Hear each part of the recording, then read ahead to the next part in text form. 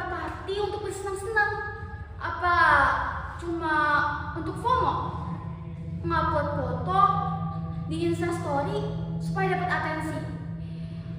Tapi yang aku herankan, 4 teman sekolahku yang tadi itu selalu langganan peringkat 5 besar. Aku aja yang peringkat 13. Otakku masih jalan. Kalian tahu tempat-tempat yang isinya itu orang-orang minum, orang-orang joget-joget, mabuk-mabuk. Tempat yang bahaya banget.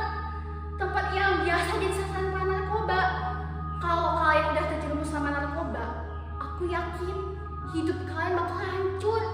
Selain kesehatanmu terancam, momen indah hidupmu juga bakal terancam. Ya iyalah, kalian bisa masuk penjara, tinggal di jeruji besi. Apanya yang indah? Rebahan gitu.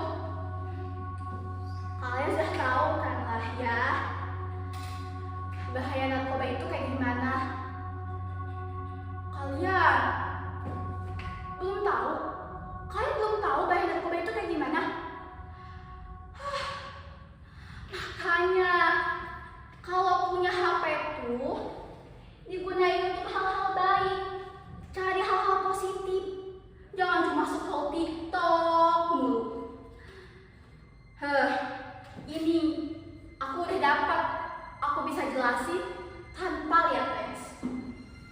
Jadi narkoba itu terbagi menjadi 3. Ada narkotika, psikotropika, dan zat adiktif. Mereka semua itu memiliki bahaya yang sama. Ya, kayak dapat menyebabkan penurunan dan pengurangan kesadaran, selalu terlihat tenang, tapi lambat untuk merespon. Tiba-tiba gembira, tapi tiba-tiba was-was secara berlebihan. Hilangnya rasa nyeri, berhalusinasi, dan yang paling parahnya lagi dapat menyebabkan kecanduan. Asal kalian tahu, di Indonesia, di negara kita sendiri, ada 45-50 orang yang meninggal akibat narkoba.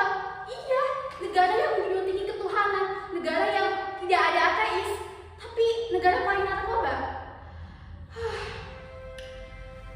Aku udah bingung sama hal-hal begini.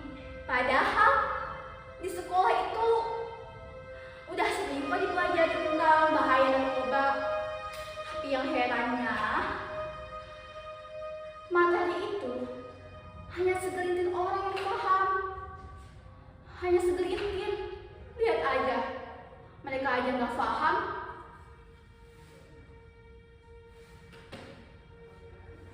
Oh kalian, kalian udah puas senang-senangnya?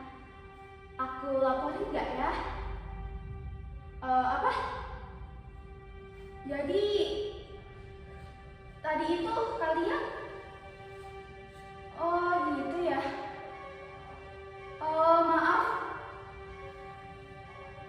Maaf, ralat. Ternyata mereka tadi itu bukan untuk bersenang-senang, tapi untuk mencari tahu apakah tempat tadi telah menjadi sasaran narkoba atau belum. Karena dikhawatirkan siswa-siswi di sekolahku bisa terjerat sama narkoba. Apalagi tempatnya juga dekat sekali dengan sekolah.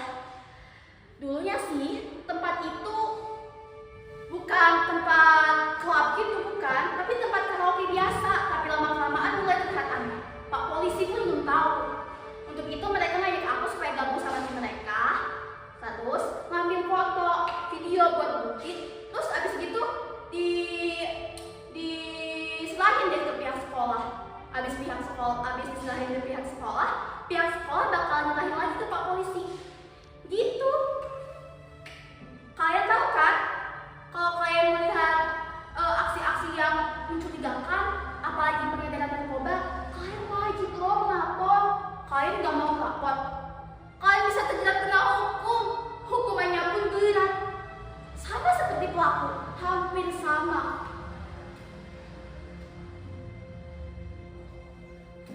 Halo? Iya, ini ada apa ya? Iya. Apa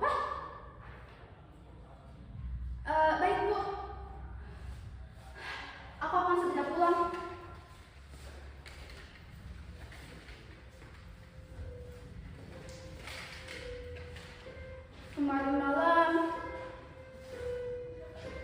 bapakku mencoba untuk melukai diri sendiri. Ternyata selama ini bapakku pengonsumsi narkoba. Aku tidak tahu. Aku tidak percaya. Sosok yang selalu menyuruhku untuk hati-hati dalam pergaulan, sosok yang selalu menyuruhku hati-hati dalam memilih makanan. Tapi ternyata dia mengkhianati aku. Ini semua karena narkoba itu. Kesehatan ayah terancam. Hidup ayah bermasalah, tapi ayah memang salah. Aku sedih, tapi aku kecewa.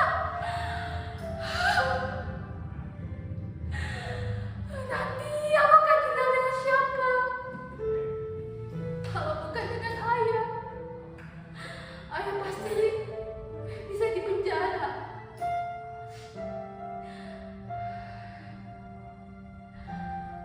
Teman-teman, aku hanya sedikit sedih. Aku tidak apa-apa. Aku janji, aku akan jadi orang baik, walaupun ayahku gitu ya. Lalu bagaimana dengan kabar tempat karaoke itu? Serius? Kalian hebat. Hanya dalam beberapa hari, ketika ada laporan masuk, kalian bisa langsung dengan beraninya datang mencari bukti, melaporkan ke sekolah, terus sekolah melaporkan ke polisi, dan sekarang udah tuntas. Oh, maksudnya sekarang udah dilakuin oleh polisi gitu, udah diserahin. Oh gitu, bagus. Aku bangga sama kalian. Benar, memang benar. Seharusnya kita lebih pekat terhadap apa yang ada di sekitar. Kalau kita tidak peduli, sibuk dengan diri sendiri, kita bisa saja kehilangan orang yang kita sayang. Ternyata lingkungan itu memang berpengaruh, seperti kata pepatah bilang, orang buruk yang berada di lingkungan baik itu lebih baik daripada orang baik yang berada di lingkungan buruk. Untuk itu, kita harus membiasakan hal-hal benar. Jangan membenarkan hal-hal biasa. Indonesia merupakan negara yang melandaskan asal Pancasila. Pancasila yang telah disusun rapi dan sebaik mungkin oleh pahlawan kita. Jangan sampai itu bisa dirubah hanya dengan budaya-budaya buruk yang ada di luar. Sebagai generasi Z, kita harus mampu untuk menjaga keutuhan bangsa ini. Karena